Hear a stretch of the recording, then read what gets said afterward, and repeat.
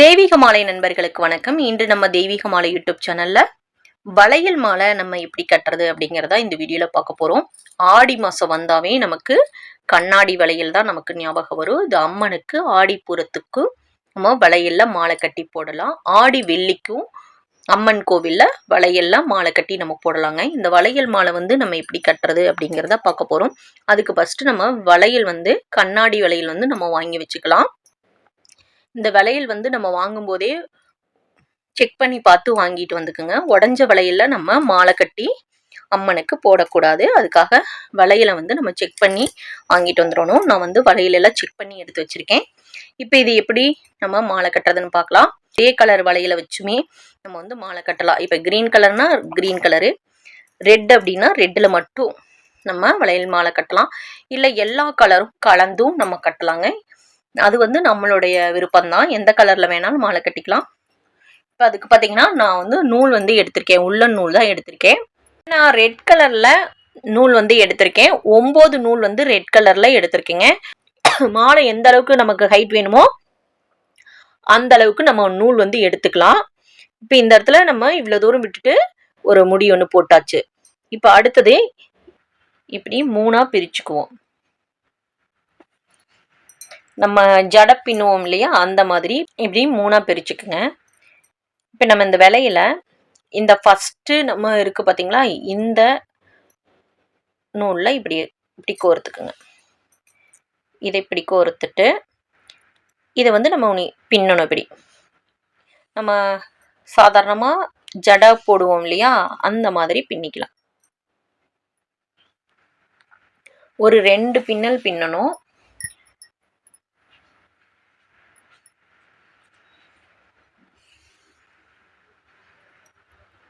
இப்போ ஒரு பின்னல் பின்னிட்டோம். இப்போ 2வது பின்னலும் நம்ம பின்னிக்கலாம்.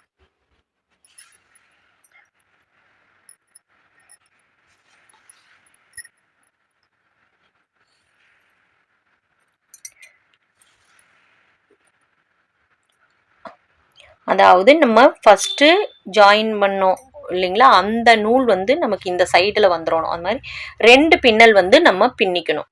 சரிங்களா. இப்போ அடுத்தது இன்னொரு வளையல் நம்ம எடுத்துக்குவோம். இப்படி இப்போ இதுக்குள்ள வளையலுக்குள்ள நூலை எடுத்துட்டோம். இப்போ திரும்ப இந்த வளையலை இப்படி கிட்ட நெருக்கி வச்சு ஒரு பின்னல் போட்டுக்குங்க. இது ரொம்பவே ஈஸி இந்த மாலை கட்டுறது.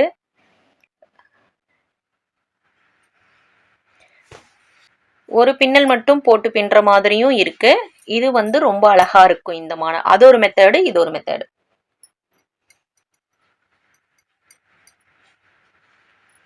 இது பார்க்க ரொம்ப அழகா இருக்கும்.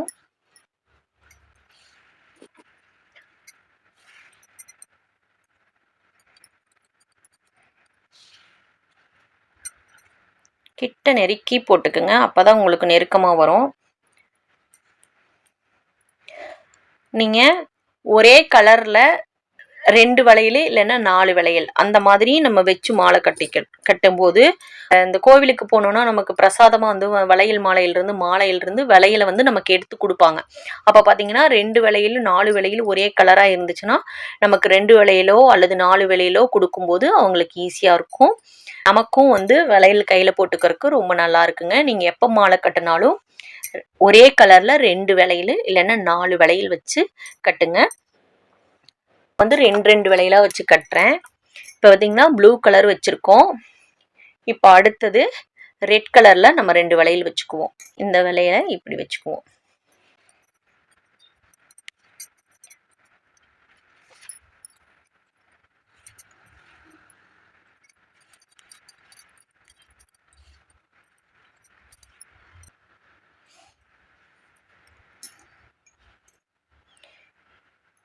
இப்போ அடுத்த வளையல் இப்படி ஒரு வளையலை அந்த நூலுக்குள்ள கோர்த்து இப்படியே நம்ம வெளியில் எடுத்து திரும்ப ஜடை பின்னுற மாதிரி பின்னுறோம்.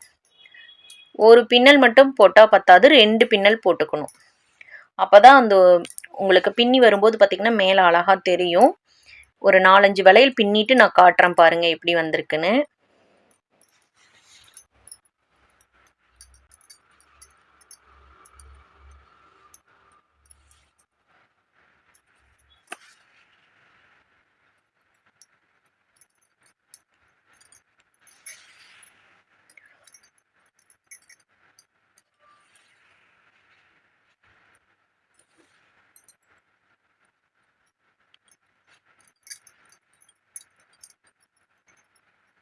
பாருங்க, இந்த இடத்துல ஒரு முடிச்சு வந்த மாதிரி வரும் நமக்கு ஒரே லைனா. இது பார்க்க ரொம்ப அழகா இருக்கும்.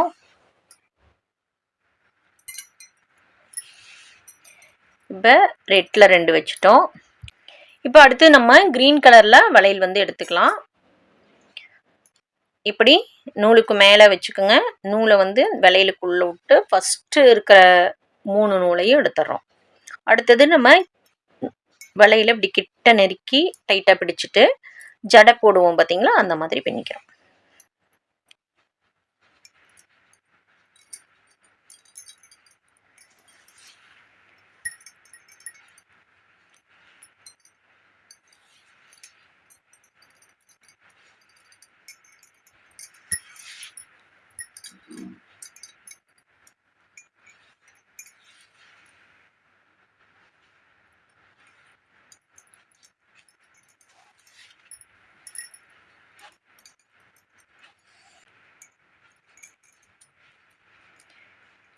இப்படியே தான் ஃபுல்லாக இந்த மாலை கட்டணும்.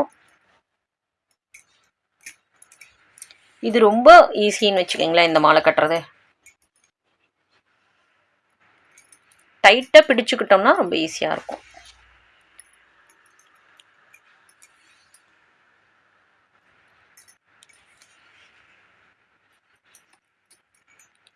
இப்படி இங்கே பாருங்க, நீங்கள் ஒரு முடியிலேயே போட்டிங்கன்னா உங்களுக்கு ரொம்ப கிட்ட நெருக்கமாக இருக்கிற மாதிரி இருக்கும் மாலை. இது நல்லா விரிஞ்சு அழகாக வரும்னு பார்த்தீங்களா. கொஞ்சம் இந்த 2 முடிச்சு வந்தனால இந்த இடத்துல முடிச்சு வந்து கொஞ்சம் பெருசாக தெரியுது. இப்படி தான் வரும்.